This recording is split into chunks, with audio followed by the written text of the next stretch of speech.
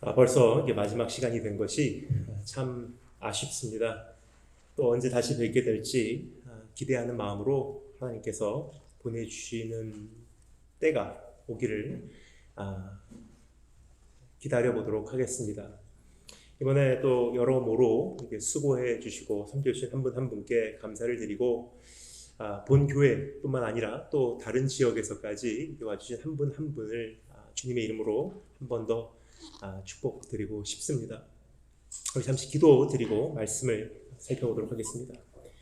주님, 마지막 시간입니다. 오늘 이 말씀 우리에게 깨달음 허락하여 주시고 결단력 허락하여 주시고 또 이 말씀을 통해 열매를 허락하여 주시기를 간절히 소망합니다. 예수 그리스도의 보혈 의지하오니 우리를 정결케 씻겨주시며 주 성령께서 우리에게 직접 증언하여 주시기를 원하옵고 예수 이름으로 기도합니다.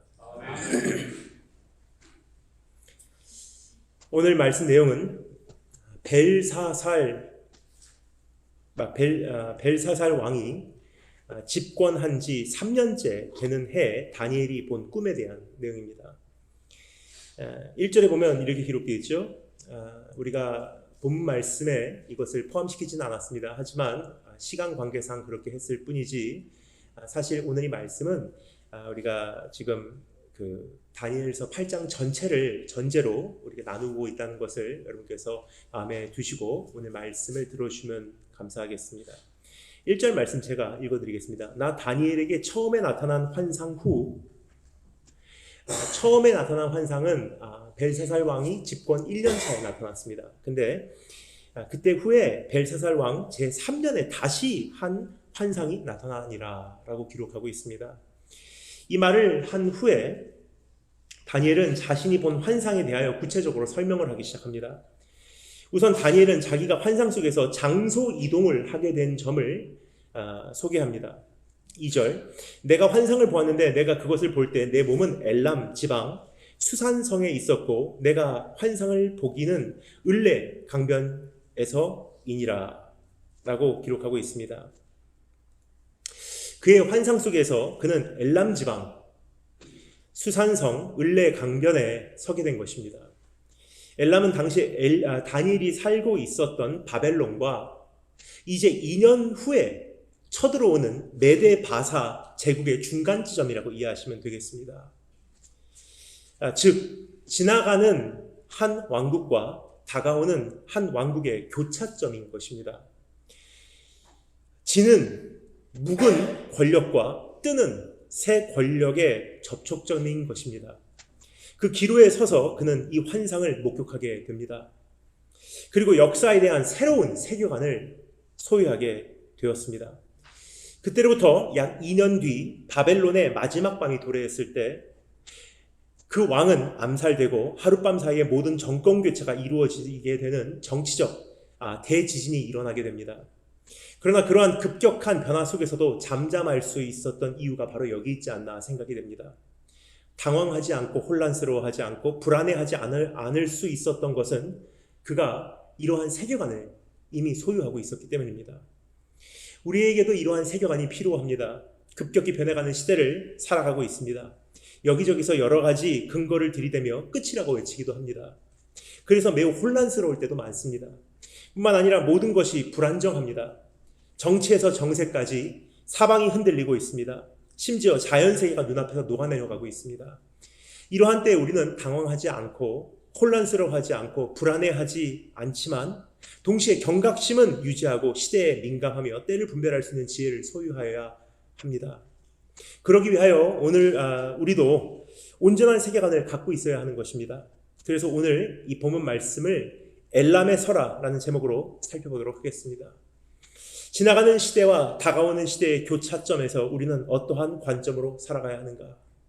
이제 코로나를 기점으로 한 시대가 지나가고 이제 정말 마지막 환란을 향해서 우리가 급속도로 전진하고 있다고 생각을 합니다. 이러한 교차점에 선 우리 어떻게 살아가야 하는지 그것에 대한 질문의 답을 정리하기 위하여 주어진 본문 말씀을 다음과 같은 세 가지로 나누어 생각해 보았으면 좋겠습니다. 첫 번째, 순양과 순염소와 뿔. 두 번째, 성소와 제사와 진리. 그리고 세 번째, 엘람의 설화. 그럼 첫 번째 살펴보겠습니다. 순양과 순염소와 뿔. 참 생소하게 들리는 표현일 수 있습니다. 하지만 우리 말씀을 조금 제가 배경 설명, 역사 설명과 함께 이게 말씀을 드리면 오늘 이 본문 말씀을 통해서 이 시간을 통해서 하나님께서 우리에게 참 풍성한 은혜를 주시리라 확신합니다. 자, 그럼 다니엘의 환상에 조금 더 깊이 들어가 볼까요? 3절부터 9절 말씀을 제가 읽어드리겠습니다. 여러분 잘 귀를 빌려주시면 감사하겠습니다. 내가 눈을 들어본 즉 강가에 두 뿔 가진 순양이 섰는데 그 두 뿔이 다 길었으며 그중 한 뿔은 다른 뿔보다 조금 더 길었고 그 긴 것은 나중에 난 것이더라. 내가 본즉 그 순양이 서쪽과 북쪽과 남쪽을 향하여 받으나 그것을 당할 짐승이 하나도 없고 그 손에서 구할 자가 없으므로 그것이 원하는 대로 행하고 강하여졌더라. 내가 생각할 때 한 순염소가 서쪽에서부터 와서 온 지면에 두루 다니되 땅에 닿지 아니하며 발이 땅에 닿지 않았다는 뜻입니다. 그 염소의 두 눈 사이에는 현저한 뿔이 있더라. 그것이 두 뿔 가진 순양 곧 내가 본 바 강가에 섰던 양에게로 나아가되 분노한 힘으로 그것에게로 달려가니 내가 본즉 그것이 순양에게로 가까이 나아가서는 더욱 성내어 그 순양을 쳐서 그 두 뿔을 꺾으나 순양에게는 그것을 대적할 힘이 없으므로 그것이 순양의 땅에 엎드러뜨리고 짓밟았으나 순양을 그 손에서 벗어나게 할 자가 없었더라. 그래서 순양은 쓰러지고 이제 순염소가 이제 정복을 하기 시작하는 장면입니다. 순염소가 스스로 심히 강대하여 가더니 강성할 때 그 큰 뿔이 꺾이고 그 대신 현저한 뿔 넷이 사방을 향하여 났더라. 그중 한 뿔에서 또 작은 뿔 하나가 나서 남쪽과 동쪽과 또 영화로운 땅을 향하여 심히 커지더니. 여기까지 말씀을 이렇게 읽어드리면요, 제가 예상한 대로의 반응을 보게 됩니다. 이게 무슨 말인가? 여기에 보면 순양과 순염소와 뿔이 소개되고 있습니다. 이것에 대한 해석은 명명백백합니다. 이것은 제 말이 아니라 이제 곧 가브리엘 천사가 나타나서 다니엘에게 이것을 해석을 해줘요. 시간 관계상 다 읽지는 않겠습니다. 하지만 제가 이것을 요약해서 말씀드리도록 하겠습니다. 요약해 드리자면 순양은 메대 바사를 상징한다고 이해하시면 되겠습니다. 순양은 두 뿔이 있죠. 한 뿔은 짧고 또 한 뿔은 깁니다. 짧은 것은 다리오 왕을 의미하고 긴 것은 고레스 왕을 의미하는 것입니다. 그들은 서쪽과 북쪽과 남쪽을 그 뿔로 받았다고 합니다. 이것이 메대 바사 제국이 군사 작전을 펼친 순서입니다. 서쪽과 북쪽과 남쪽 이 순이었었어요. 그리고 그들은 전진할수록 강하여졌습니다. 그러나 순염소가 서쪽에서 등장합니다. 그는 온 지면에 두루 다니며 땅에 닿지 아니하며 라고 기록하고 있어요. 발이 땅에 닿지 않았다는 뜻입니다.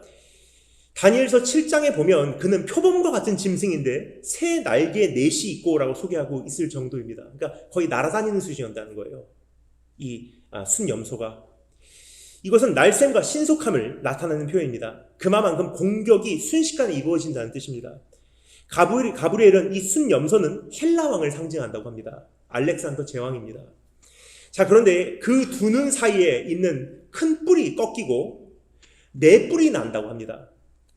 역사적으로 이것은 이미 성취가 되었습니다. 알렉산더 제왕은 나이 32세 발칸 반도에서부터 파키스탄까지 그 통치를 펼치게 되며 그의 권세는 극치에 도달하게 됩니다. 그러나 그는 원인 불명의 죽음으로 숨지게 됩니다. 곧바로 그의 오른팔 역할을 하였던 4명의 장군들이 소아시아 지역을 4개로 쪼개서 구분하여 통치하게 됩니다. 하지만 그들의 권세는 알렉산더의 권세에 미치지 못했습니다. 그들의 이름은 토레미, 카산더, 셀루커스, 그리고 안티고네스라는 사람들이에요.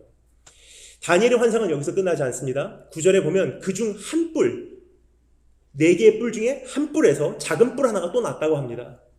이것은 유명한 안티오코스 에피파네스라고 하는 인물을 나타내고 있습니다. 그에 대해서는 제가 오래전에 한 설교에서 제가 설명드린 바 있습니다. 마카비 순교자들을 탄생시킨 인물입니다. 그 구약과 신약의 딱 중간에 구신약 중간기라는 기간이 있습니다. 그때 그는 수많은 유대인들을 이제 대학살하는 데 앞장섰던 인물입니다. 근데 대학살하기 전에 어떻게 했냐? 그 앞에다가 유대인들이 먹지 않는 부정한 음식을 갖다 놓고 이것을 먹어라. 그리고 너의 하나님을 저주해라. 그러면 살려줄게. 혹시 그렇지 않으면 이렇게 죽으리라 하면서 가족이 있으면 한 사람씩 죽여가요. 예를 들어서 가장 대표적으로 유명한 이야기는 한 엄마와 7명의 아들들입니다. 근데 가장 막내부터 죽입니다. 머리 껍질을 도려서 벗겨내고 그 사람을 산채로 창으로 관통시키고 그 창을 숯불위에다 놓고 돌리는 거예요. 그리고 그 아들이 숨진 다음에 그 다음 형제한테 가서 물어봅니다. 너는 어떻게 할래? 그렇게 하나님의 성전을 파괴하고 하나님의 백성을 살해한 아주 잔인한 존재입니다. 그는 위에서 소개한 셀루커스 4명의 장군들 중에 한 사람인 셀루커스의 후계자인 셀루커스 4세의 형제입니다. 밑에서 조금 더 살펴보겠지만 그는 하나님의 수많은 유대인들을 대학살하는데 앞장선 매우 악한 사람입니다. 그래서 다니엘이 이렇게 소개하죠. 작은 뿔 하나가 나서 남쪽과 동쪽과 또 영화로운 땅 어디죠? 예루살렘을 향하여 신이 커지더니 그래요.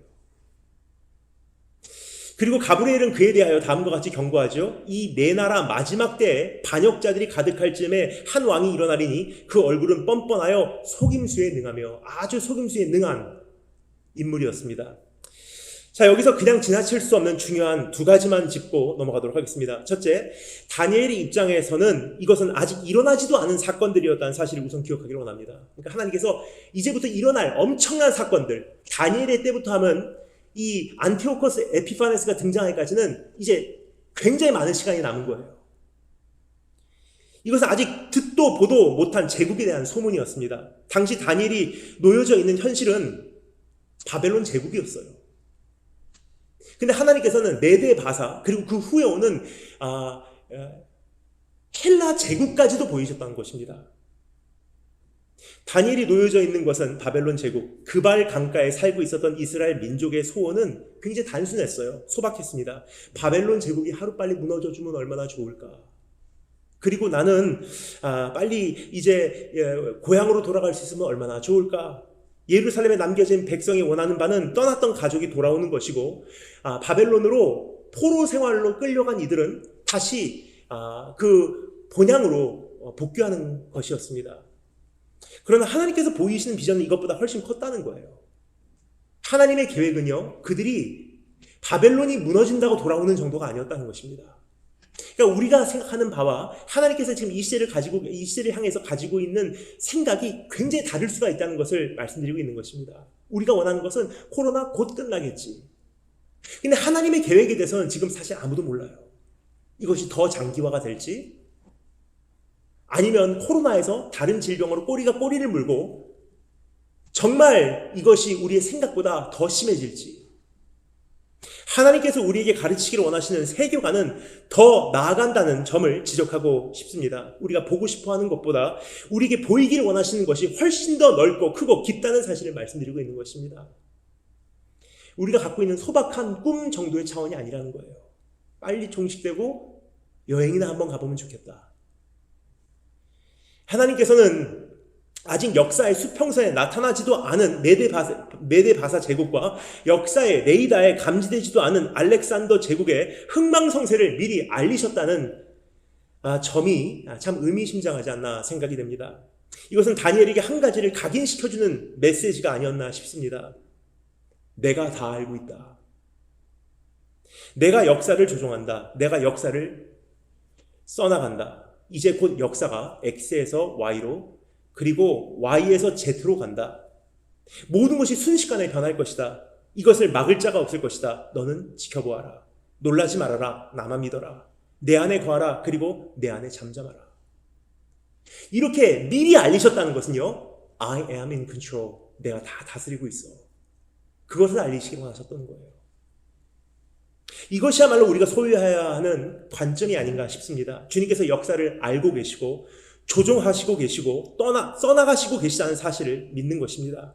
그리고 주님 안에 잠잠히 거함으로 놀라지 않고 주님만 믿고 주님께서 하시는 일을 똑똑히 목도하는 것입니다.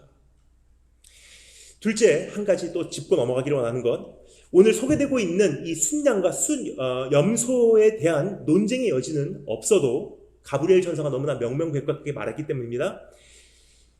여기 기록된 뿔에 대한 불분명함은 조금 있다는 거예요.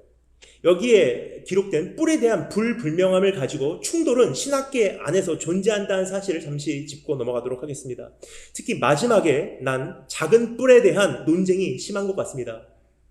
이 뿔에 대한 소개를 이제 성경에 기록되어 있는데 이것을 다 읽을 수가 없기 때문에 시간 관계상 제가 그것을 압축시켜서 읽어드릴 테니 한번 여러분 들어보시고 어떤 인상을 받나를 한번 곰곰이 생각해 보시면 좋을 것 같습니다. 읽어드리겠습니다.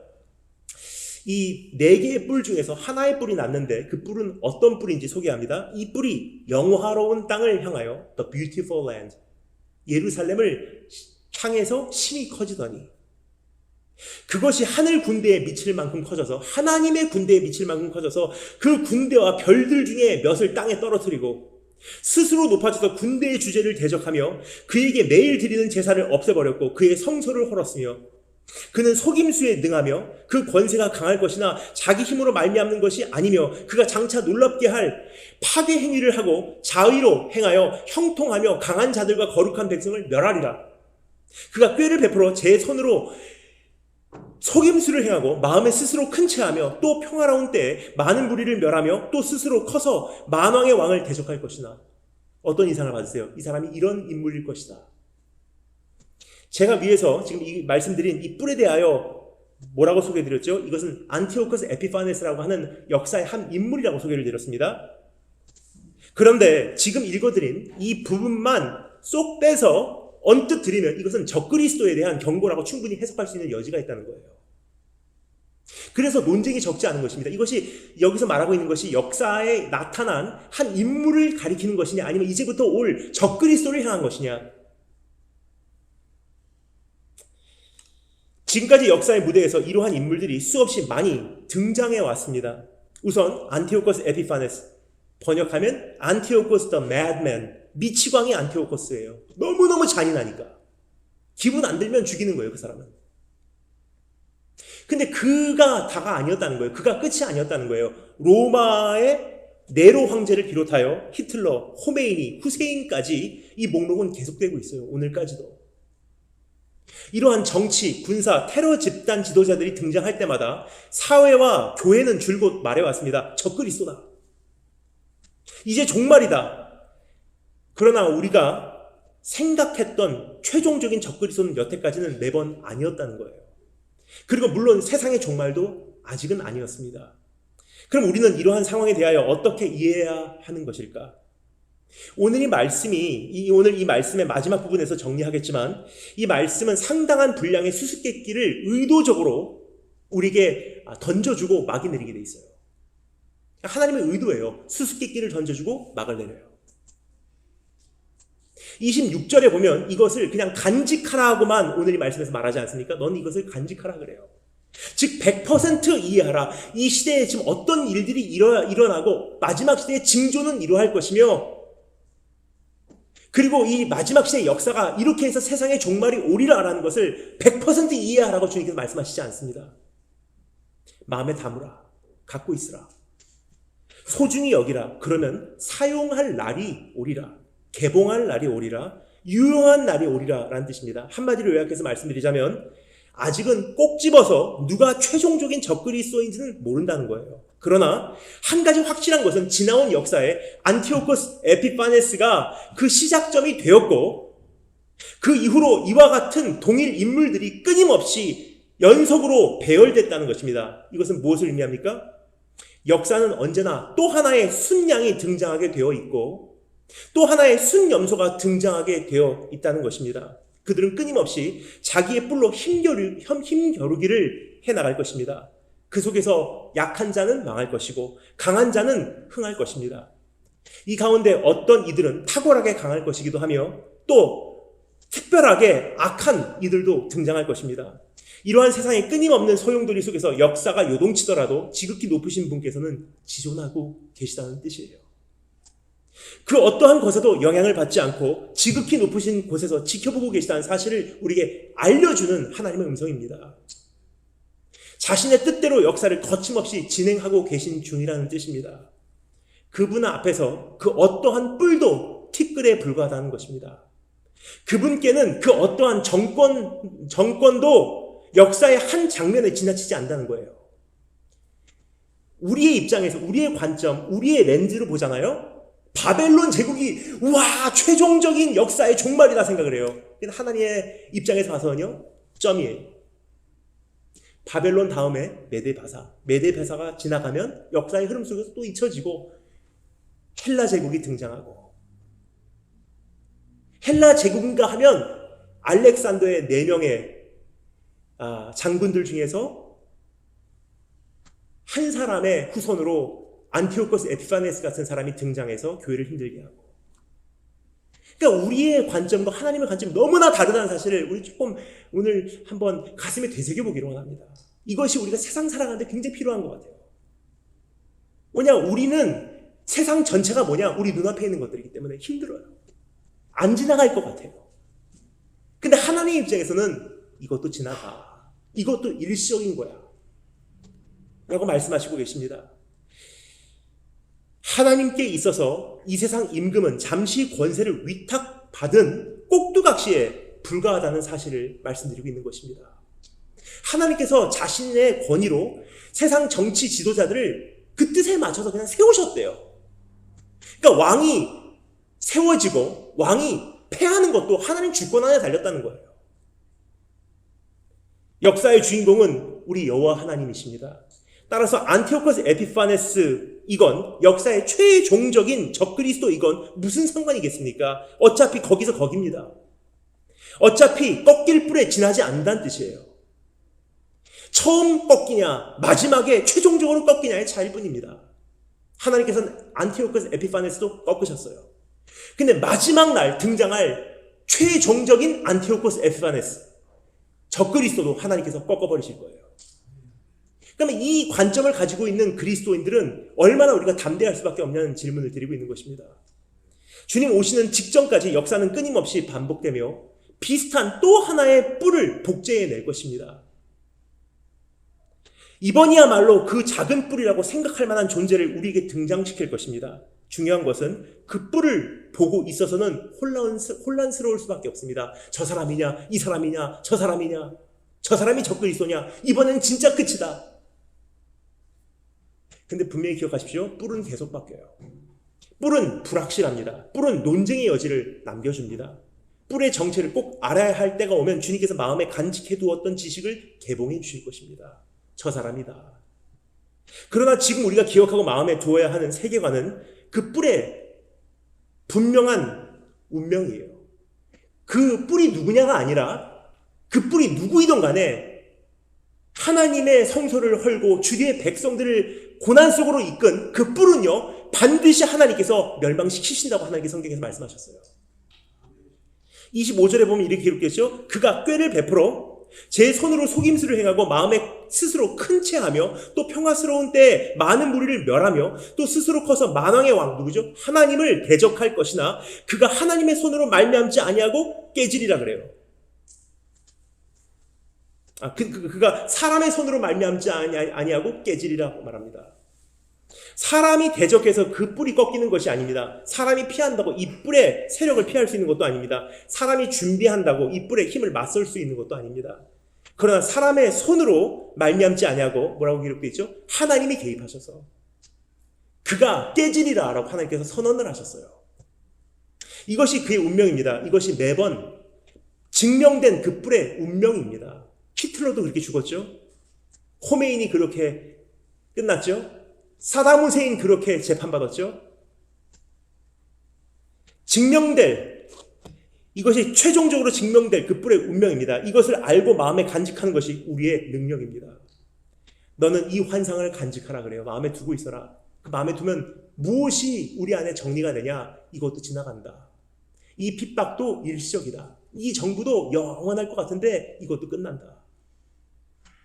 이 엄청난 권력자들도 하나님 입장에서는 역사의 한 점에 불과하다. 하나님께서는 매번 그렇듯이 이 뿔들을 다 꺾어 오셨다. 그리고 이 뿔도 하나님께서 제거하실 것이다. 그리고 역사의 마지막에 등장하는 적그리스도라는 그 뿔 역시도 하나님께서 직접 제거하실 것이다. 얼마나 이게 우리에게는 필요한 세계관입니까? 두 번째, 성소와 제사와 진리입니다. 지금까지 살펴본 내용을 조용히 묵상해 보면 예리한 사람들은 이러한 의문을 제기할 수밖에 없습니다. 순양과 순염소가 서로 힘 대결을 하면서 바벨론과 메데 바사와 이 알렉산더 제왕의 제국이 충돌하는 이 역사 속에서 짐승들의 싸움이 한창일 때 하나님은 무엇을 하고 계신가? 라는 질문이에요. 왜냐하면 이 말씀을 가만히 읽어보잖아요. 하나님께서 거의 개입하셨다는 기록이 없어요. 그들이 싸우도록 그대로 두시는 것 같아요. 그들의 싸움을 중단시키고자 하시지 않는가? 그들이 화해하고 평화를 이루도록 중지하시지는 않는가라는 질문을 할 수밖에 없습니다. 왜냐하면 이 말씀을 보면 하나님께서 인간 역사에 적극적으로 개입하시는 것과 가치는 보이지 않을 수가 있기 때문이에요. 한 뿔이 또 다른 뿔을 박살내는 때도 침묵을 지키시고 계신 하나님으로 비춰지기 때문입니다. 역사는 그냥 거침없이 진행되는 것과 같이 비춰집니다. 하나님께서 작정하신 시나리오대로 집행이 됩니다. 한 민족이 일어나고 그 민족이 또 다른 민족을 치고 결과적으로 한 민족이 망하게 됩니다. 혹은 한 나라가 일어나고 그 나라가 또 다른 나라를 치고 결과적으로 한 나라가 망하게 되는 것입니다. 이러한 역사의 끊임없는 반복 속에서 하나님은 조용하세요. 그래서 우리는 질문할 수밖에 없습니다. 왜 침묵하시나? 그러나 이러한 역사의 흐름에 변화가 생겨요. 오늘 이 말씀에 보면요, 이 역사에 이 참참한 하나님의 그 모습에 변화가 생기기 시작합니다. 보좌에 앉으신 하나님을 불편하게 만드는 사건이 일어나게 된다는 것입니다. 그분이 직접 역사에 적극적으로 개입하게 역사에 직접적으로 개입하게 만드는 사건이 발생한다는 거예요. 그것은 무엇입니까? 그것은 바로 그분의 영광과 관련된 문제예요. 10절부터 12절 말씀 제가 읽을 테니 여러분 잘 들으시면 감사하겠습니다. 본 말씀 같은 장의 10절부터 12절 말씀입니다. 그것 뭐죠? 그 뿔이 하늘 군대에 미칠 만큼 커져서 그 군대와 별들 중에 몇을 땅에 떨어뜨리고 그것들을 짓밟고 또 스스로 높아져서 군대의 주제를 대적하며 그에게 매일 드리는 제사를 없애버리고 그의 성소를 헐었으며 그의 악으로 말미암아 백성이 매일 드리는 제사가 넘긴 바 되었고 그것이 또 진리를 땅에 던지며 자의로 행하여 형통하였더라 라고 기록하고 있습니다. 여기 보면 성소와 제사와 진리가 무너지는 장면이 기록되어 있는데 하나님의 영광과 직접적으로 관련된 것들입니다. 그 뿔에 악이 극치에 도달하고 그 금지된 범위를 침범하는 순간 다니엘은 한 음성을 듣게 됩니다. 13절 14절 말씀, 내가 들은즉 한 거룩한 이가 말하더니 다른 거룩한 이가 그 말하는 이에게 묻되 환상에 나타난 바 매일 드리는 제사와 망하게 하는 죄악에 대한 일과 성소와 백성이 내준 바 되며 짓밟힐 일이 어느 때까지 이를꼬 하매 그가 내게 이르되 2300주야까지니 그때에 성소가 정결하게 되리라 하였더라. 이것도 역시 한번 들으시면요, 이게 무슨 말이고 하고 어리둥절하시는 분들이 많이 계실 것입니다. 그런데 제가 설명을 해드릴게요. 다니엘이 지금 들은 음성은 요한계시록에서 수많은 성도들이 하나님께 외치는 기도가 거의 동일한 내용이에요. 어느 때까지입니까? 즉 언제까지 주님 보고만 계실 겁니까? 언제까지 악인이 잘 되게 하실 것입니까? 언제까지 악인이 교만하게 내버려 두실 것입니까? 언제까지 교회가 핍박받도록, 성도가 힘들도록, 의인이 고난받도록 하나님께서 그대로 두실 계획이십니까? 언제까지 의인들이 외면받듯이 살아가게 하실 생각이십니까? 왜 가면 갈수록 교회는 힘을 잃어가고 사회에 그토록 악한 사람들은 사회에서 영향력을 펼치도록 하나님께서 그대로 두십니까? 언제까지 이 땅에 악이 성하도록 그대로 놔둘 예정이십니까? 라는 질문들이에요. 요한계시록 6장 10절에 보면 비슷한 내용이 적혀져 있죠. 거룩하고 참되신 대주제요 땅에 거하는 자들을 심판하여 우리 피를 갚아주지 아니하시기를 어느 때까지 하시려 하나이까? 라고 외칩니다. 자, 그런데 이 말씀을 보면 한 가지 충격적인 것이 있어요. 이 질문을 묻고 계신 분은 우리가 아니에요. 이 질문을 묻고 계신 분인 주님 자신인 것을 알 수가 있습니다. 거룩한 이가 말하더니 다른 거룩한 이가 그 말하는 이에게 묻대라고 되어 있어요. 즉 삼위일체 하나님 안에서 진행되고 있는 대화 내용을 다니엘이 엿들은 거예요. 삼위일체 하나님 중에 한 사람, 한 분이 어느 때까지 우리가 이렇게 악인을 그대로 둬야 할까? 누구일까요? 우리 예수님이세요. 이 안에는 다음과 같은 외침이 담겨져 있습니다. 차마 더 이상 보고 있지 못하겠습니다. 차마 더 이상 견디지 못하겠습니다. 차마 더 이상 못 참겠습니다. 왜 악인이 이렇게 잘 되고 의인들이 이렇게 고난당하는 것을 내가 더 이상은 보고 못 참겠습니다. 주님께서 왜 이런 질문을 물으셨을까? 저는 이러한 질문을 물으시는 주님이 얼마나 사랑스럽고 감사한지 모르겠습니다. 우리의 마음을 알아주시는 것 같기 때문입니다. 우리의 마음을 공감해 주시는 것 같기 때문입니다. 어느 때까지입니까? 라고 우리를 대변해서 하나님께 외치고 계신 것 같아요. 또 한 가지 여기서 생각해 보길 원하는 것이 있습니다. 주님께서 적극적으로 역사에 개입하신 시점은 바로 주님 자신의 영광과 직접적인 연관이 있는 성소와 제사와 진리가 무너져 내리는 순간이었다는 사실이에요. 그러니까 주님께서 정해놓으신 어느 경계선이 있는 것 같아요.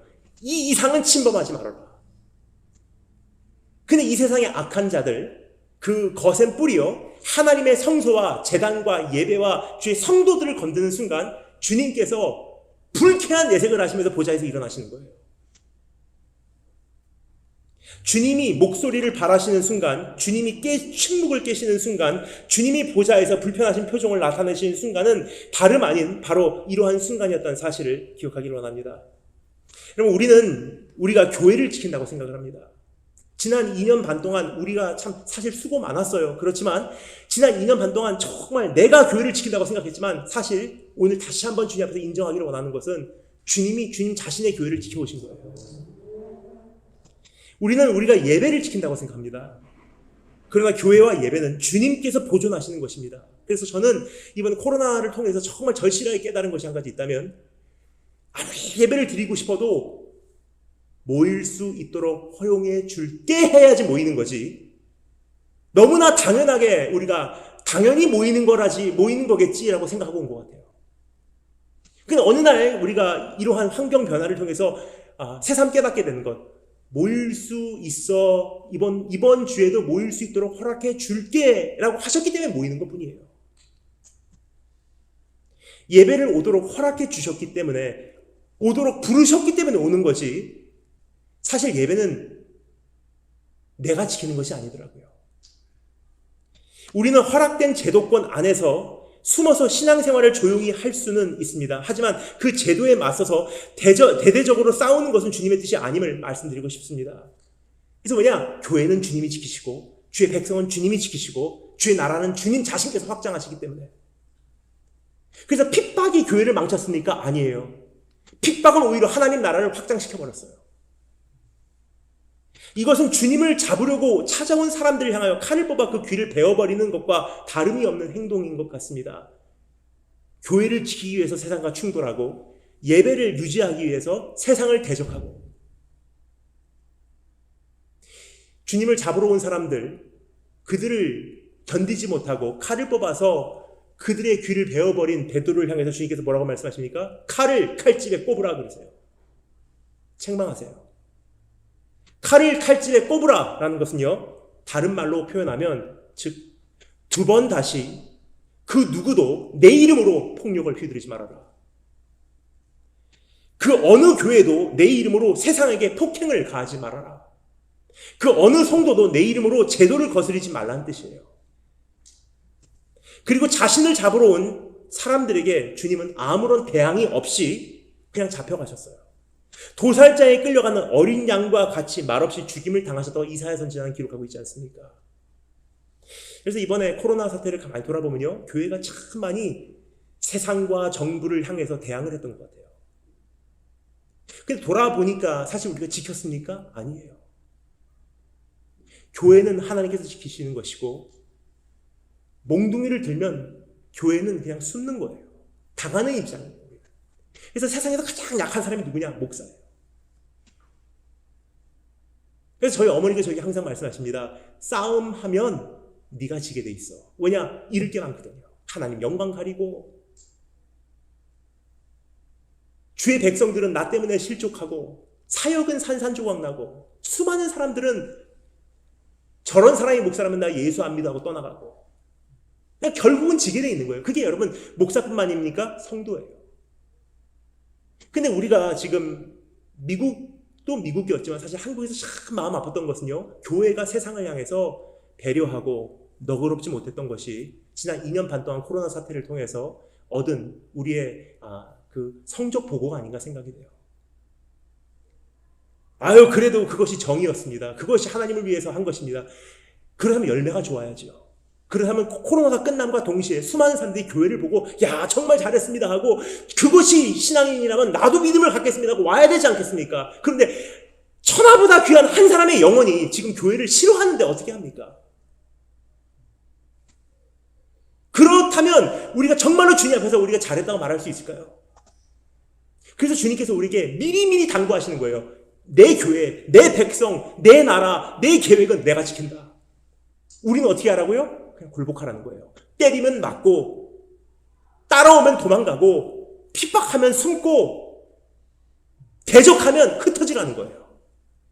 초대교회가 그런 모습을 보여주지 않습니까? 그 모습을 통해서 어떻게 됐습니까? 하나님 나라는 확장이 돼버렸어요. 예루살렘 교회에서 떠나지 않겠습니다 하고 너무 좋아서 이렇게 부흥하고 행복하다고 생각을 했는데 어느 날 핍박이 가해지니까 뿔뿔이 흩어지게 돼요. 근데 흩어진 겁니까? 우리의 입장에서는 핍박이지만 하나님 나라에서는 복음의 확장이에요. 이 작은 뿔이 하나님의 성소와 제사와 진리를 무너뜨리고 하나님의 백성을 멸망시키고자 합니다. 이것은 역사적으로 이미 이스라엘이 수없이 경험한 바요. 교회도 수차례 겪은 핍박이요. 이제 우리 눈앞에 와 있는 대환란입니다. 그러나 좋은 소식이 있습니다. 이것에 대하여 우리는 절대 놓쳐서 안 되는 한 가지 관점이 있다는 것입니다. 14절 말씀. 이 일이 어느 때까지 이를꼬 하매 그가 내게 이르되 2300 주야까지니 그때의 성소가 정결하게 되리라 하였느니라 그래요. 자, 이것에 대해서도 여러 가지 논쟁이 있습니다. 2300일이라는 것이 무엇을 가리키고 있냐라는 신학적 해석이 다양하기 때문입니다.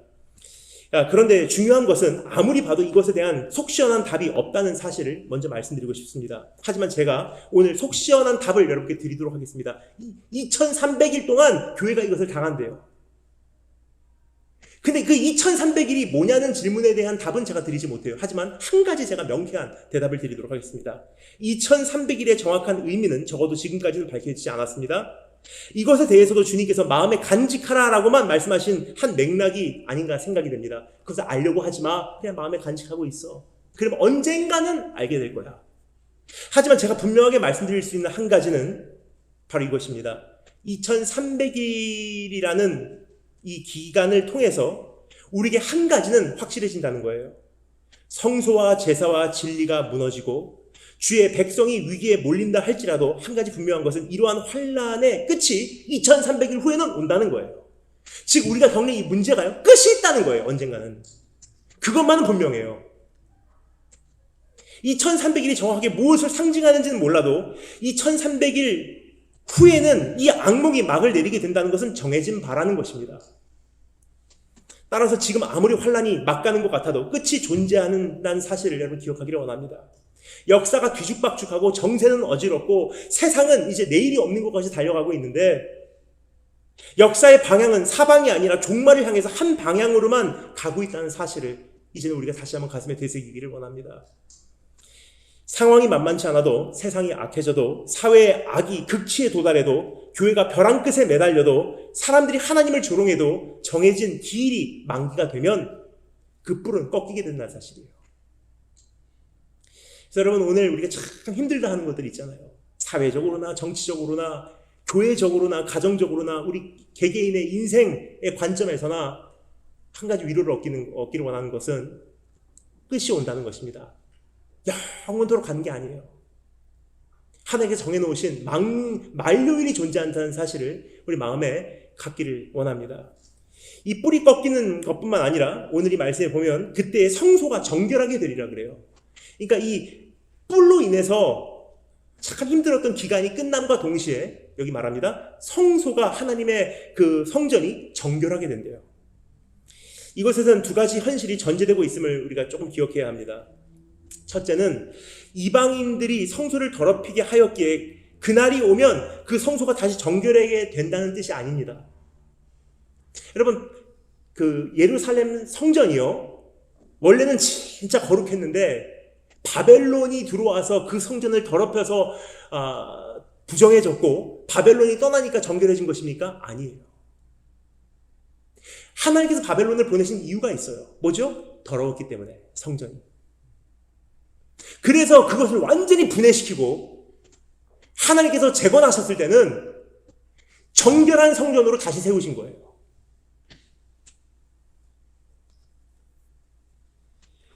하나님께서 주의 성소를 이방인들의 손에 붙이신 데는 이유가 있다는 사실을 우리가 이사야, 예레미야, 에스겔 선지자의 말씀을 통해 이미 잘 알고 있지 않습니까? 그래서 우리가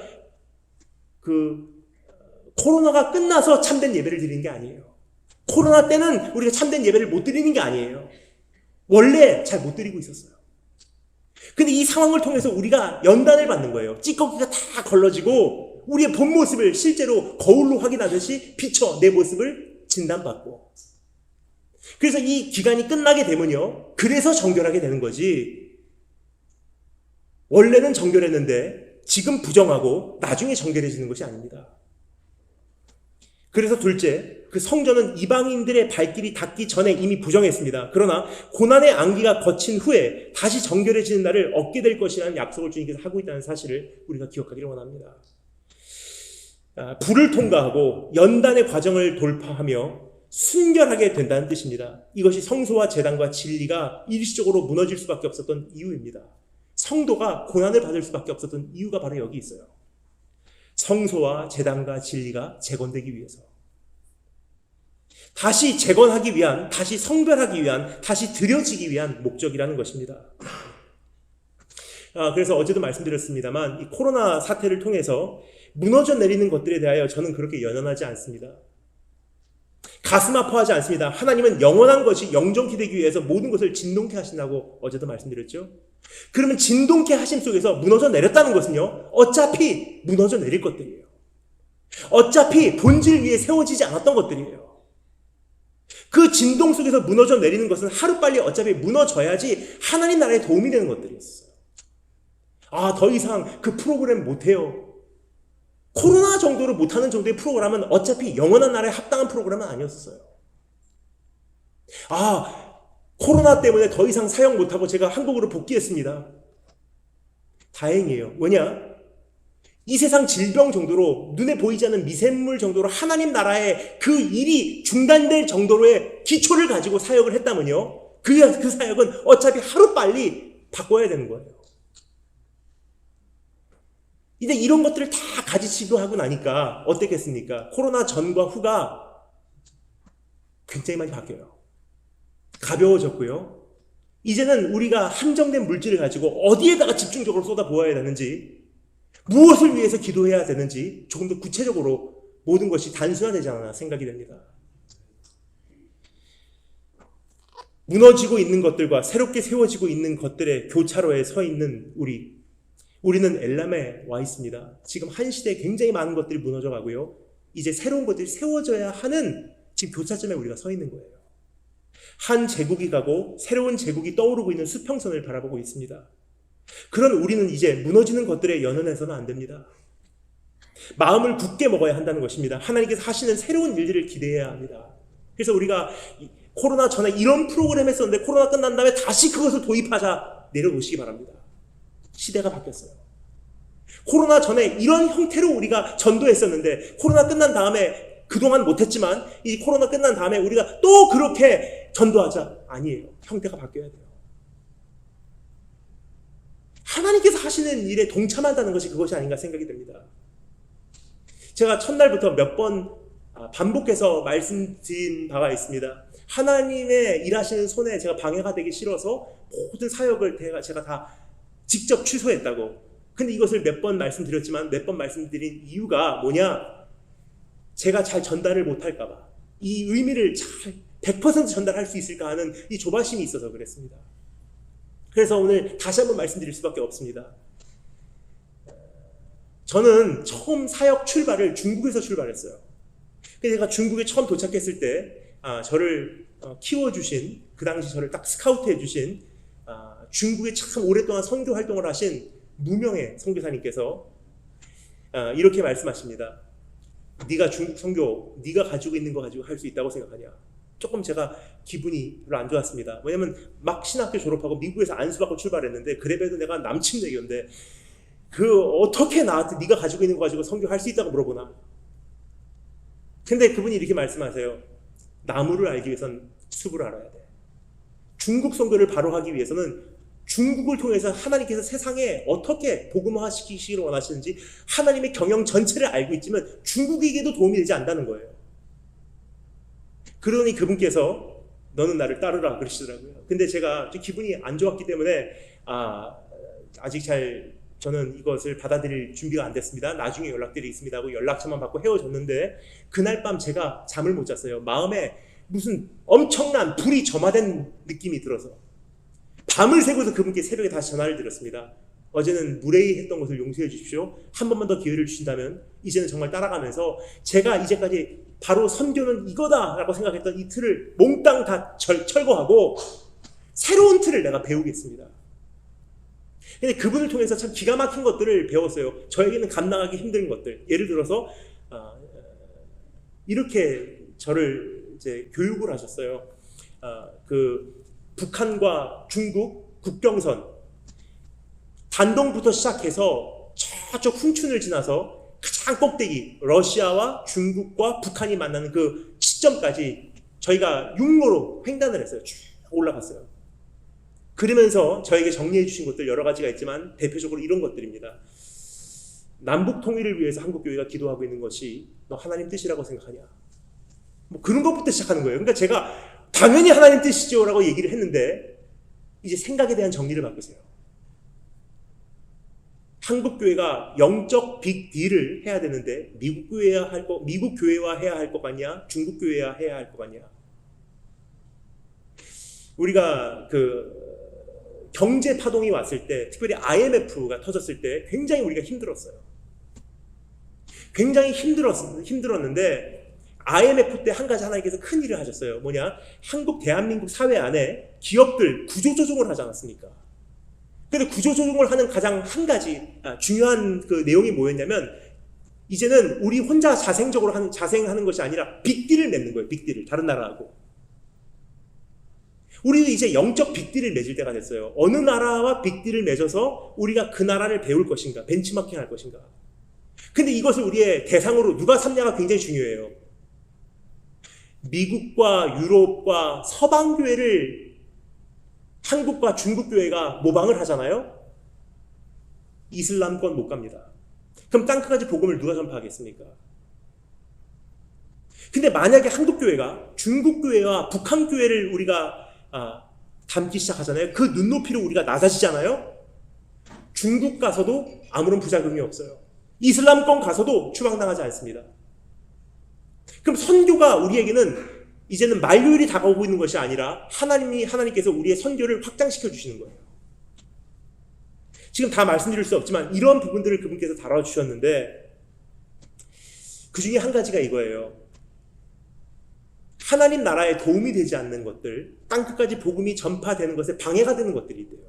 예를 들어서 지역교회가 이렇게 여러 곳에 가면 중국 깊은 곳에 가도 이제 지역교회와 선교사님들과 지도자들이 있더라고요. 근데 저희 멘토 되시는 분께서 저에게 말씀하신 내용을 지금까지 잊지 못합니다. 하나님의 복음의 유통은 그 지역의 영적 기득권자들의 그 영적 분량에 제한된다는 거예요. 그 지역의 영적 기득권자가 깨어있고 열린 사람이라면 그 사람을 통해서 복음은 끊임없이 유통이 될 거예요. 근데 만약 그 사람이 굉장히 좁은 사람이라면 딱 거기까지가 복음의 한계인 거예요. 그래서 한 지역에 들어가서 이제 복음이 확산을 해야 되는데 그 지역의 영적 기득권자가 그것을 막고 있다면요. 복음의 확산이 방해가 돼요. 그럼 하나님께서 어떻게 하시죠? 그 사람을 걸러내세요. 근데 그 사람 입장에서는 핍박이다. 핍박당해서 중국에서 추방당했습니다. 근데 하나님 입장에서는요, 그 사람이 없어야지 복음이 확산이 되는 거예요. 굉장히 다른 관점이죠. 지금 제가 말씀드리고자 하는 것은 이것입니다. 이번 코로나 사태, 우리가 보기에는 야, 저거 또 무너졌어, 또 문을 닫았어, 이제는 더 이상 그런 사역 못하게 됐어, 야, 우리는 이건 사탄의 공격이야, 우리가 기도해서 옛날로 돌아갑시다. 아닙니다. 이 과정을 통해서 하나님께서 교계를 흔드신 것이 이제 우리 안에 점점 명명백백하게 나타나리라 생각이 됩니다. 하나님께서 문 닫게 하신 거예요. 하나님께서 철회하신 거예요. 그럼 우리는 이제 무엇을 해야 되냐? 엘람에 서서 지나가는 것과 다가오는 것들 사이에서 지나가는 것들에 대해 연연하지 않고 새로운 것들에 대해서 준비해야 하는 것입니다. 어떻게 해야 이 시대를 우리 교회가, 우리 가정이 바로 섬길 수 있을까? 단지 무너지는 성소와 제단과 진리를 향한 하나님의 마음의 안타까움만은 공유하시기를 바랍니다. 그러나 성소의 어떠한 특정 형태와 제사의 어떠한 특정 형태와 가르침의 어떠한 특정 형태에는 미련이 없이 이젠 버리시기 바랍니다. 한 가지가 무너져야 더 정결한 것이 탄생되는 법이기 때문입니다. 그래서 오늘 두 번째, 그리고 이제 마지막 세 번째 짧게 살펴보겠습니다. 세 번째는 엘람의 설화. 오늘 이 말씀을 펼치며 많고 많은 위치 가운데 왜 엘람을 주님께서 선택하셨을까 하는 질문을 던질 수밖에 없습니다. 하나님께서는 한 가지도 그냥 하시는 것이 없기 때문입니다. 이미 위에서 말씀드렸습니다만 엘람은 바벨론과 이제부터 다가오는 메대 바사 중간에 위치한 지역입니다. 즉 주님은 다니엘을 지는 제국과 뜨는 제국의 교차점으로 데리고 가시기를 원하셨던 것입니다. 사실 생각해보면 다니엘이라는 존재는요, 쉴 새 없이 그러한 인생을 살아오지 않았나 생각이 돼요. 그는 느부갈네살 왕을 섬겼고 성경에는 기록되어 있지 않지만 역사적으로 우리가 알 수 있는 것은 그는 니보니도스라는 왕도 섬겼고 이어서 벨사사를 거쳤고 다리오를 통했고 결국 고레스 정권까지 행정을 본 다니엘이에요. 그래서 다니엘서 1장 21절에 이렇게 기록되죠. 다니엘은 고레스 왕 원년까지 있으니라 라고 기록합니다. 그러니까 굉장히 많은 왕들을 거친 사람이에요. 제국으로 엄밀히 따지자면 그는 바벨론과 메대와 바사의 교차로에 항상 서 있었던 사람입니다. 그런데 하나님께서는 왜 그에게 이러한 환상을 보이며 그를 엘람에 서게 하셨을까? 그 이유는 다음과 같습니다. 세상 나라는 끊임없이 오고 간다는 것을 알려주기를 원하셨기 때문입니다. 영원한 권세도, 영원한 권력도, 영원한 정권도, 영원한 왕권도, 왕국도, 제국도 존재하지 않는다는 사실을 선포하기를 원하셨던 것입니다. 당시 다니엘의 입장에서는요, 바벨론은 영원한 왕국이에요. 근데 하나님의 입장에서 볼 때는요, 위에서 보시는 분은, 역사의 주관자 입장에서 보실 때는요, 이거는 일시적인 왕국이야. 그 다음에는 메대 바사가 오게 돼 있어. 메대 바사 왕국이 도래하면 야, 이것이 정말 영원한 최종적인 가장 위대한 왕국이겠구나. 근데 하나님 입장에서 보면 이것도 아니야. 이것도 지나가. 헬라 왕국이 도래하게 돼 있어. 미국도 마찬가지예요. US 달러도 마찬가지입니다. 우리의 오늘 문제도 똑같고요. 오늘 우리가 그토록 이것이 우리의 인생의 목적이다라고 하는 것도 지나가게 돼 있다는 거예요. Every one of them just comes and goes. Just like others. 다른 이들과 같이 그냥 와서 그냥 가는 거예요. 모두 그 전에 있던 자들과 같이 왔다가 가는 것입니다. 아무리 위대한 자도 왔다가 사라지게 되는 것입니다. 영원한 것이 없는 것입니다. 따라서 길어봐야 2300 주야밖에 되지 않는 것입니다. 아무리 악해봐도 2300 주야. 그 거대하게 보였던 바벨론도 교차점에서는 끝이 보이는 법이고 당시 노바디였던 알렉산더라는 한 청소년도 교차점에서는 그 장래의 공포가 피부로 느껴지게 되는 것입니다. 하나님께서 우리를 지금 교차점으로 부르세요. 와서 지나가는 것을 바라보고 다가오는 것을 준비해라. 지나간 것에 연연하지 말고 다가오는 것을 두려워하지 말아라. 지나간 것과 같이 다가오는 것도 지나가리라. 따라서 우리는 엘람이라는 교차점의 관점을 가지고 살아가도록 주님께서 우리에게 권면하고 계신 것입니다. 지나는 나라와 다가오는 나라의 교차점의 세계관을 소유하고 살아가라. 영원하지 않은 것을 영원하지 않은 것으로 분명히 인식하고 분별력 있게 살아가라. 영원하지 않은 것을 가지고 마치 영원한 것과 같이 우리가 인식을 하고요. 거기에 두려워 주눅들지 말라는 거예요. 이것도 또한 지나가리라. 뿐만 아니라 엘람에 선다고 하는 것은 세상 제국의 한계를 인지한다는 것에서 한 걸음 더 나아가 그 배후에 조종하는 힘이 있다는 것을 인정하는 것입니다. 한 뿔이 힘을 쓰고 혹은 그 뿔에 힘이 꺾이고 하는 것은 그 배후에 조종하는 또 다른 권세가 있다는 사실입니다. 이것이 악한 영의 권세이든 하늘의 거룩한 권세이든 말입니다. 그래서 우리가 보기에는 무슨 누구누구 정권, 우리가 보기에는 누구누구 정부, 근데 분명한 것은요, 성경에 보면 한 가지 분명합니다. 그 정권과 그 정부를 세우는 그 배후에는 다른 힘이 작용을 하고 있어요. 그러니까 이게 참 기가 막혀요. 다 꼭두각시들이에요, 알고 보면. 미국에 있는 수많은 대통령도 최고의 권력자가 아니에요. 꼭두각시예요. 왜요? 그 배후에는 하나님의 영이 다스리냐, 아니면 이 세상에 공중 권세 잡은 자들이 그 뒤에서 역사하느냐의 차이예요. 그러니까 지금 정권을 잡은 사람들 대단한 것 같아도요, 다 꼭두각시예요. 이 24절에 보면 그 뿔의 권세가 강할 것이나 자기의 힘으로 말미암은 것이 아니며라고 되어 있어요. 그 안티오코스 에피파네스 같은 그 악한 사람도요, 대단한 것 같은데 자기의 힘으로 말미암은 것이 아니며라고 기록하고 있습니다. 즉 다른 원천에서 그 힘을 물려받았다는 뜻입니다. 그 힘을 받아 무엇을 했다고 하죠? 파괴 행위를 하고 자의로 행하며 형통하며 강한 자들과 거룩한 백성을 멸하리라. 어디서 힘을 받은 걸까요? 악한 영들을 통해서. 악한 영의 권세를 이어받은 것입니다. 그럼 이것을 가진 자들과 맞서서 싸우려면 어떻게 싸워야 할까요? 정면 충돌하여야 할까요? 피켓 들고 길거리 나가서 시위하여야 할까요? 우리의 싸움은 혈육에 속한 것이 아니라고 말한 것이 바로 이 뜻이에요. 뭐냐? 그 배후에 다른 힘이 역사하고 있다는 뜻입니다. 눈에 보이는 것 배후에 보이지 않는 것들이 역사하고 있다는 뜻입니다. 눈에 보이는 것 배후에 전투가 벌어지고 있다는 뜻입니다. 그래서 주님께서 말씀하십니다. 25절. 그가 꾀를 베풀어 제 손으로 속임수를 해하고 마음에 스스로 큰 채하며 또 평화로운 때에 많은 무리를 멸하여 또 스스로 서서 만왕의 왕을 대적할 것이나 그가 사람의 손으로 말미암지 아니하고 깨지리라. Yet he will be destroyed, but not by human hands. 그는 반드시 박살날 것인데 사람의 능력으로는 말미암지 않는 것이다 라고 정확하게 우리에게 밝혀주고 계십니다. 그럼 누가 하신다는 뜻입니까? 하나님께서 직접 개입하신다는 뜻입니다. 왜냐하면 보좌에 앉으신 그분을 불편하게 만드는 행위를 그 뿔이 행했기 때문입니다. 성소와 제사와 진리를 무너뜨렸기 때문입니다. 따라서 한 나라가 가고 한 나라가 오는 것은 그 배후에 조종하는 힘들의 전투라는 사실을 이제 아시기 바랍니다. 이것이 엘람에 서 있는 우리의 세계관입니다. 눈앞에 있는 전투 그 이상을 인지하는 세계관. 눈앞에 나타나는 어떠한 정치 세력의 영향력을 보고서 그게 다라고 생각하는 것이 아니라 그 배후에 다른 힘이 있다는 것을 인지하는 세계관이 엘람에 서 있는 세계관이에요.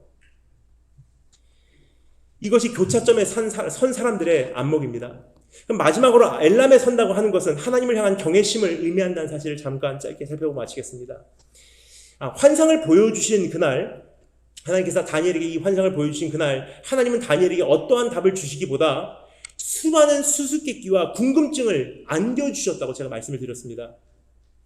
그래서 우리가 사실 이 성경을 어프로치하는 것과 사실 하나님께서 우리에게 성경을 전해주는 의도가 조금 다를 때가 있는 것 같아요. 우리가 성경을 어프로치하는 방법은 뭐냐? 다 알기를 원해요. 몇 월 며칠 무슨 일이 일어나고 그 마지막 그 존재는 누가 적그리스도가 될 것이며 이것은 어떻게 해서 올 것이며 그 징조는 이러할 것이며 다 알기를 원해요. 그런데 하나님께서 우리에게 성경을 전해주시는 의도는 그것과 조금 다른 것 같아요. 몰라도 돼. 아직은 몰라도 돼. 마음에 간직하라. 그냥 마음에 이 정보를 가지고 역사를 가만히 보고 있어. 그럼 그것이 네 때에 일어날 것 같으면 알아보게 될 거야. 그 뜻이에요. 너는 환상을 간직하라 라고만 일러주셨어요. 그 환상의 내용을 그 마음에 봉한 것입니다. 왜 그러셨을까? 말하게 하기 전에 경외심을 가르치기를 원하셨고, 정보를 알게 하기 전에 귀를 기울이는 법을 배우게 하기를 원하셨고, 무언가를 확신하기 전에 겸손하게 생각하는 자세를 연습하기를 원하셨고, 다 깨달았다고 날뛰기 전에 눈앞에 놓여진 직무에 충실하게 임하여 오히려 하나님께서 이를 직접 진행해 나가신다는 것을 목도하게 하기를 원하셨기 때문이에요.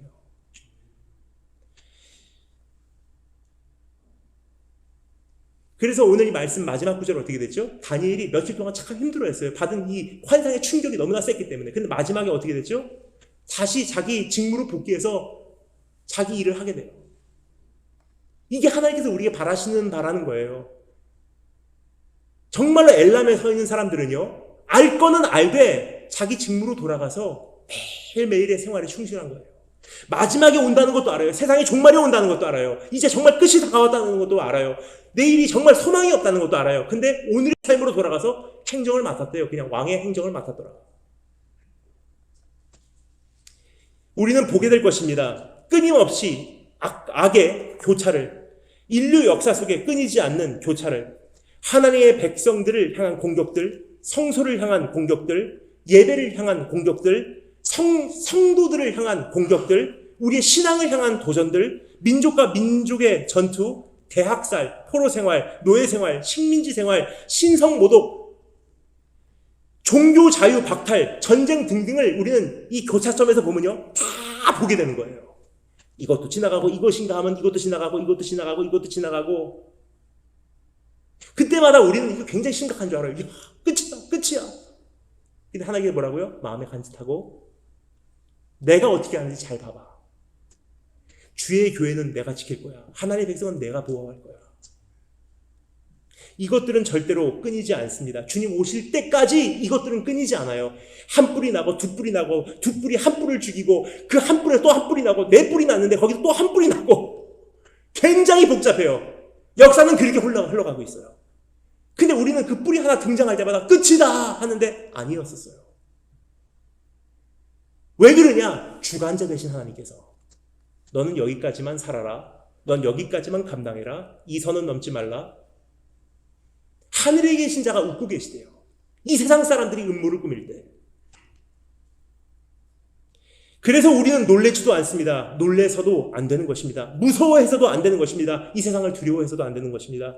우리는 역사의 교차로에서 이제는 이것을 당연하게 생각하고 이것을 예상하고 언제나 이것을 향한 준비가 되어 있어야 하는 것입니다. 또 올 게 왔구나. 또 이런 지도자가 정권을 잡았구나. 또 이런 사람이 교회를 박해하는구나. 또 이러한 악한 무리들이 일어나고 있구나. 그럼 어떻게 해야죠? 대적하라? 아니에요. 기도하라. 기도하고 근신하고 마음에 품고 주님의 때를 기다리고 역사가 어떻게 전개되는지 하나님의 관점에서 보는 거예요. 그것이 교차로의 신앙이에요. 안타까운 것은 이제까지 교회가 이러한 준비를 못한 것은 교차로의 세계관이 없었기 때문입니다. 엘람에 서지 않았기 때문입니다. 언제까지나 한 제국이 영원토록 진행형으로 갈 줄 안 것이 가장 큰 오류를 낳게 된 것입니다. 그래서 끝장을 보려고 그랬어요. 이 제국하고 이 정권하고. 근데 이것도 또한 지나가리라. 때가 되면 망하게 돼 있어요.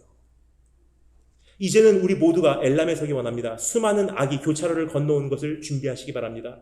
지나온 환난보다 다가오는 환난이 더 큽니다. 우리는 지금 지나온 환난과 다가오는 환난 사이에 서 있는 것입니다. 그것을 바로 인식하는 것이 우리의 살 길이 될 것입니다. 그리고 이 교차로를 건너오는 모든 악에는 끝이 있다는 사실을 이제 아시기 바랍니다. 하나님의 초자연적인 손이 이미 그 끝을 정해놓으셨다는 사실을 믿는 것이 엘람의 관점입니다. 그래서 주님께서 이 엘람에 선 다니엘에게 뭐라고 말씀하시죠? 그들이 망하는 것은 사람에 의한 것이 아니래요. 하나님의 능력에 의한 것이래요. 이것이 하나님을 향한 신뢰입니다. 이것을 믿고 기다리는 것이 우리가 드릴 예배예요. 내일을 향한 수많은 수수께끼를 가지고도 오늘 밤 주님 때문에 역사를 주님께서 중앙하신다는 것을 인정하고 교차로에 서서 이것도 지나가고 주님께서 여전히 다스리시고 이제 새 날을 주실 거야 라는 것을 알기에 오늘 밤도 안심하고 잠을 이룰 수 있는 유일한 해결책이에요. 오늘 그러한 교차로에서 이제 우리가 깨어있는 교회로 이제는 그 어떤 교회와 같이 어깨를 함께하는 것도 중요하지만 이제 정말 깨어있는 교회로 남들 하나 볼 때 우리는 큰 그림을 보고 남들은 이것이 전부인 줄 알고 우리는 끝났어 라고 낙심할 때 우리는 이것도 또한 지나가리라. 하고 그 다음을 준비할 수 있는 그런 교회와 성도님들이 된다면 이제 하나님께서 우리를 얼마나 귀하게 쓰실까 하는 소망을 가지고 오늘 말씀 마치도록 하겠습니다. 다 같이 기도하겠습니다.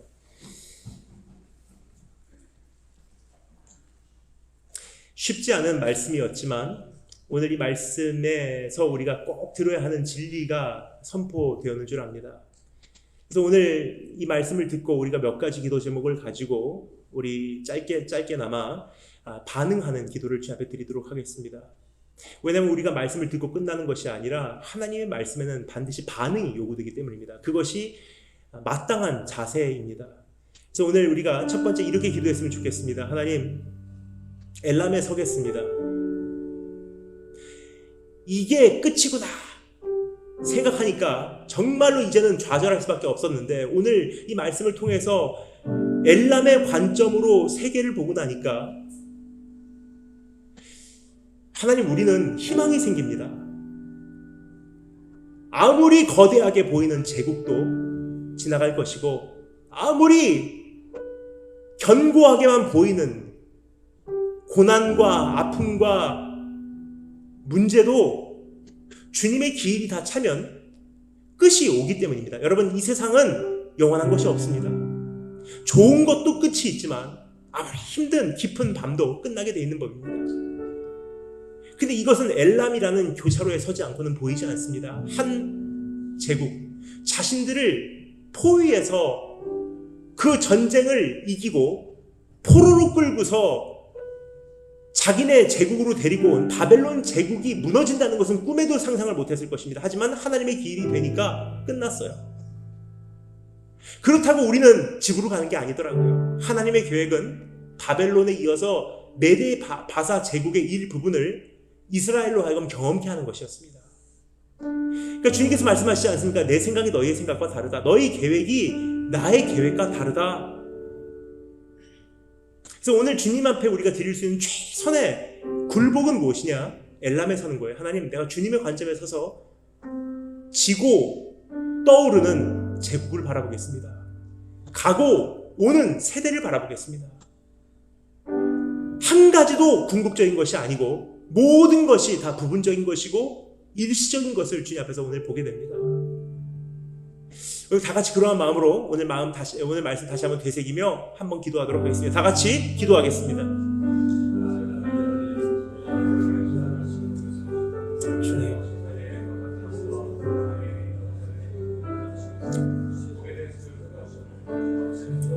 아버지, 하나님, 영원한 것이 없다는 것을 오늘 보게 하시고 이 문제도 고난도 아픔도 눈물도 지옥과 같은 오늘 밤도 언젠가는 끝이 있고 새벽이 도래한다는 사실을 보게 하시기를 간절히 소망합니다. 역사 속에서 끊임없이 전쟁과 핍박과 신성 모독과 이런 악한 것들은 계속될 터인데 주님께서 이러한 것들에 만료일을 정해졌다는 사실을 우리가 다시 한번 기억하게 하시고 위로를 얻기를 소망합니다. 하나님께서 역사의 주관자임을 보게 하시고 코로나로 인해서 좌절하지 않게 하시며 다가오는 어떤 일이 있더라도 그것으로 인해서 우리의 인생이 파괴되지 않도록 도와주시기를 간절히 소망합니다. 그래서 우리가 언제 만나게 될지 모르지만 하나님, 그날이 오게 되든 오지 않든 뿔뿔이 흩어진 그곳에서 하늘나라의 온전한 관점으로 역사를 해석하게 하시고 주님께서 우리를 향하여 항상 좋은 것만 주신다는 것을 깨닫게 하시기를 간절히 소망합니다.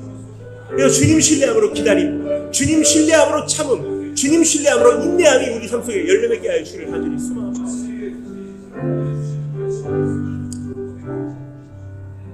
우리 이어서 한 가지만 더 놓고 마지막으로 기도하도록 하겠습니다. 이번에 기도할 때 이렇게 기도했으면 좋겠습니다. 조금 전에도 말씀드렸지만 바벨론의 관점에서 보면요, 눈앞에 서 있는 거대한 제국, 우리를 포로 생활로 이끈 제국밖에 보이지 않습니다. 그러나 하나님은 다니엘을 엘람이라고 하는 교차점으로 안내해 내셨습니다. 그 교차점에 서서 보니까 굉장히 많은 것들이 passing, 지나가는 거예요. 스쳐 지나가는 것입니다.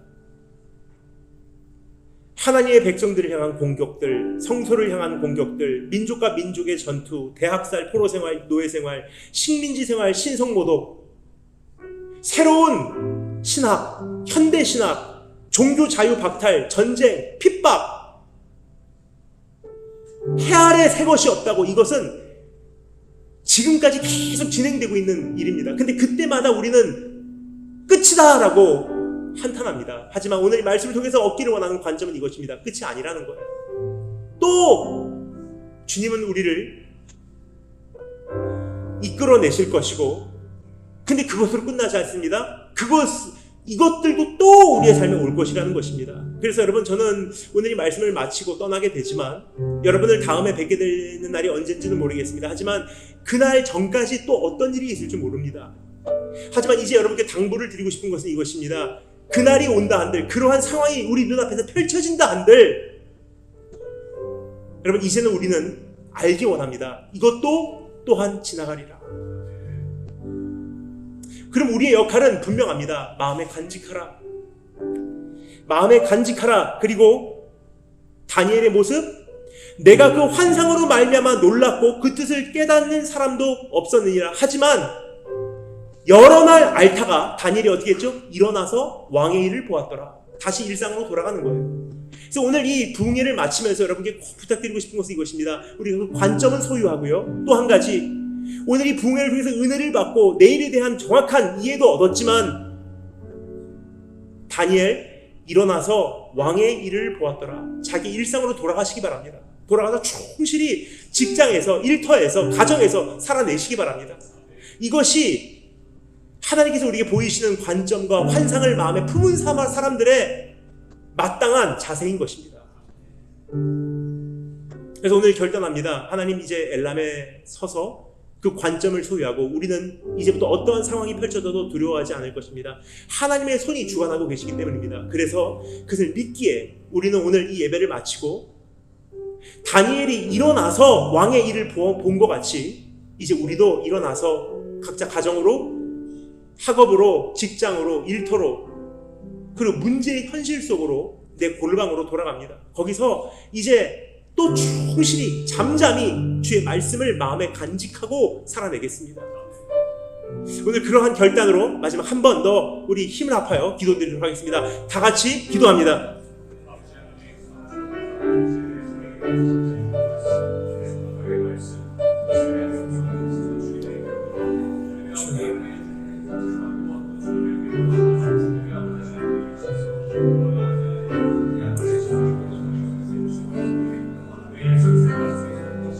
주여 아버지, 하나님, 이제 우리의 붕 떠있는 신앙을 발이 땅에 붙여지게 하시고, 우리가 헤아려도 헤아릴 수 없는 것들을 헤아려 알려고 하지 않고 이제 눈앞에 허락하신 것, 보이게 하신 것, 알게 하신 것만 우리 마음에 간직하고 주님의 때를 기다릴 수 있는 지혜를 허락하여 주기를 간절히 소망합니다. 이것인가 하면 아니었고 저것인가 하면 아니었는데, 이제는 그렇게 혼란스러움만으로 우리가 들어가는 것이 아니라 깨어있되 잠잠케 하시고, 꼭 외쳐야 되는 내용은 외치되 듣는 길을 허락하여 주시며, 우리가 근신하되 하나님 앞에서 안심하게 하여 주기를 간절히 소망합니다. 이것이 하나님 나라의 조화의 아름다움이요, 균형의 아름다움이오니 하나님, 이러한 성숙한 성도 되게 하여 주시기를 간절히 소망합니다. 그래서 주님 오실 날 파수꾼으로 잘했다 칭찬받게 하시고, 교회를 잘 지켰다고 주님께 칭찬받게 해주시기를 간절히 소망합니다. 가정을 잘 지켰다고 칭찬받게 해주시기를 소망합니다. 인생을 잘 살아줬다고 칭찬받게 해주시기를 간절히 소망합니다. 왕의 왕께서 이 땅에 오실 때 우리가 왕의 직무를 잘 보았다고 주님께 칭찬받게 해주시기를 간절히 소망합니다.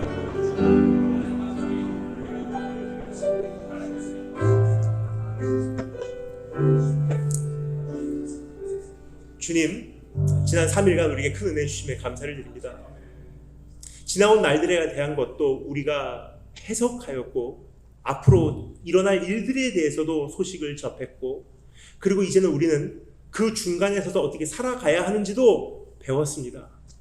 그래서 이제 우리는 들뜬 마음이 아니라, 뜬구름 잡는 신앙이 아니라 우리의 발바닥이 땅에 착지하게 하시고 일상으로 돌아가 다니엘이 왕의 일을 보았더라 한과 같이 그 엄청난 환상을 본 이후에도 일상으로 돌아가 충실하였던 것 같이 우리도 우리 가정으로, 일터로, 직장으로 보내주시사 지역사회에서 변화를 일으키게 하시고 우리의 삶에서 빛과 소금의 사명을 잘 감당케 하게 하여 주시기를 간절히 소망합니다. 그래서 진짜 왕의 왕 중의 왕께서 이 땅에 오실 때 왕의 직무에 충실히 임했다고 우리를 칭찬하시는 주의 음성 우리가 듣게 하여 주시기를 간절히 소망합니다.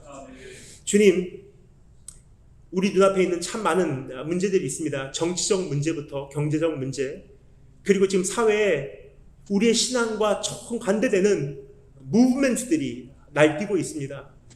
그래서 세상을 바라볼 때 가슴이 메이고 너무나 답답하고 눈물만 납니다. 하지만 이것도 또한 지나갈 거라는 것, 그리고 주님 다시 오시는 그날까지는 이러한 것들이 끊임없이 계속 등장할 것이라는 것을 예상하게 하시고 이제 그때마다 우리가 싸우는 것이 아니라 어떠한 전투를 골라 싸워야 하는지 지혜를 주시고 분별력을 주셔서 싸울 싸움을 싸우게 하시고 싸울 전투를 임하게 하여 주시기를 간절히 소망합니다. 그래서 주님 오실 때 칭찬받는 교회 되게 하여 주시기를 간절히 소망하오며 살아계신 우리 주 예수 그리스도의 이름으로 기도드립니다. 축도하겠습니다. 이제는 왕의 왕으로 이 땅에 다시 오실 영원한 왕이신 우리 주 예수 그리스도의 은혜와 역사의 주관자이시오 이 세상 왕들을 하나의 티끌로밖에 보지 않으시는 여호와 하나님 우리 아버지의 극진하신 우리를 향한 사랑과 그리고 역사가 어떻게 펼쳐지더라도 그 안에서 끊임없이 우리와 동행하시며 지키시며 인도하시고 돌보실 성령 하나님의 교통하심과 능력 주심과 세상 끝날까지 우리와 함께 하시는 신실하심이 이곳에서 이제 우리는 엘람에 서서 교차로의 사역을 감당하겠노라. 결단하는 한 사람 한 사람 머리 위에 지금부터 영원토록 함께 하시기를 축복 기도합니다. 아멘.